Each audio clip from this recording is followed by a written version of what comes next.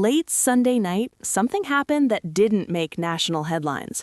There was no breaking news banner, no dramatic announcement, no explosive post calling anyone out. Just a quiet shift, a subtle move, the kind of thing most people would scroll past without a second thought.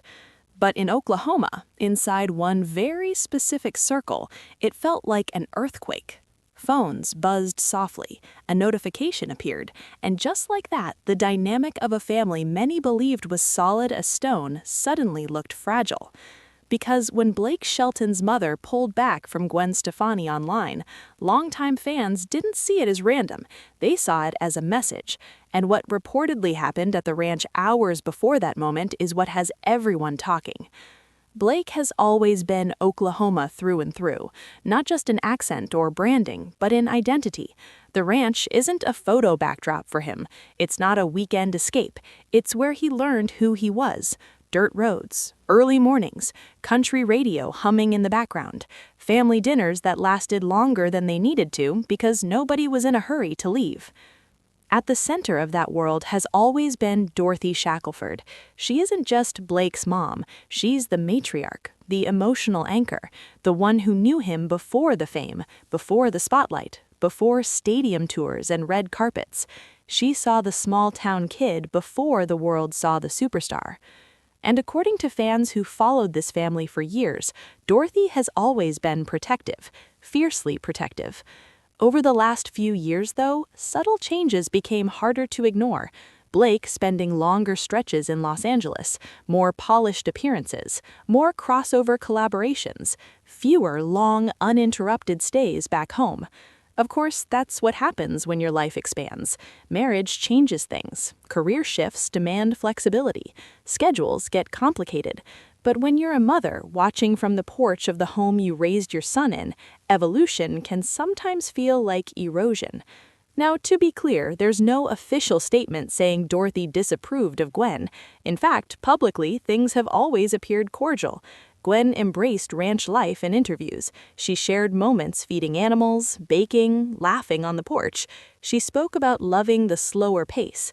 But blending two fully formed worlds isn't as easy as posting a sunset photo in cowboy boots.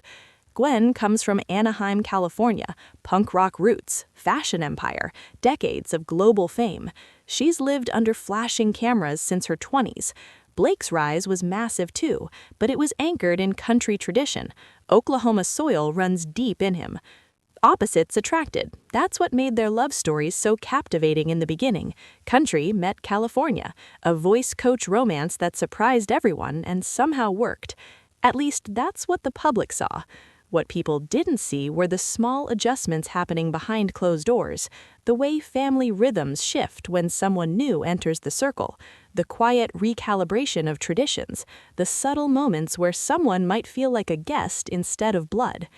Reports began circulating in fan spaces that during a recent Sunday dinner at the ranch, something changed. Nothing explosive, no yelling, no dramatic walkouts, just tension that felt thicker than usual. An insider account, unverified but repeated often, claimed Dorothy said 5 words that froze the room. "I want my son back." There is no recording of this, no confirmation. It remains firmly in the realm of speculation, but that sentence has echoed through online conversations ever since. If those words were spoken, they wouldn't necessarily be an attack. They would be a longing, a statement layered with emotion. Not, "I don't like her," not, "this marriage is wrong," but something more complex. A mother missing the version of her son that existed before everything shifted. And that's where this story takes a turn. Later that same evening, fans noticed Dorothy no longer followed Gwen on Instagram. It wasn't announced, it wasn't explained, it was just different. Some dismissed it immediately. Social media glitches happen. People clean up their following lists all the time. It doesn't have to mean anything. But in tight-knit families, especially ones rooted in tradition, small gestures can carry heavy symbolism. Then came another rumor that escalated everything, whispers that Gwen had been removed from a private family group chat that same night. No public proof, no screenshots verified, just consistent chatter from fan communities claiming the change happened quickly and without discussion. If true, and again, that remains unconfirmed, being removed from a family chat isn't trivial. Those spaces are modern-day kitchens, where birthdays are planned, where inside jokes live, where belonging is quietly reinforced. Being removed can feel less like a tech update and more like a line being drawn. But what truly sent the internet into overdrive was the next claim, that Miranda Lambert had been added back into that same digital circle shortly after. There is no verified evidence of that either. It remains speculation, but symbolism doesn't need confirmation to catch fire. Miranda represents shared history, Oklahoma roots, a chapter of Blake's life that many in his hometown still associate with authenticity. Gwen represents transformation, expansion, a broader world beyond county lines. So when fans heard that one woman might have been removed while the other reappeared on the same night, the timing felt loaded. Was it intentional? Coincidental? Completely fabricated? No one outside that family knows for sure, but perception is powerful, and once an idea takes hold online, it spreads faster than truth can catch up. What complicated things further was Blake's response, or lack of one. He hasn't addressed any of it publicly. No denial, no clarification, no defense, just silence. And in the world of celebrity, silence rarely stays neutral. It gets interpreted. Some fans believe he's protecting his private life by refusing to engage with rumors. Others think staying quiet is a way of not choosing sides publicly. A few argue that if the rumors were entirely false, he would have shut them down immediately. The timing of his own post that evening didn't go unnoticed either. He shared a simple photo of his mother, warm caption, respectful tone, nothing dramatic. But for those already analyzing every move, it felt like alignment.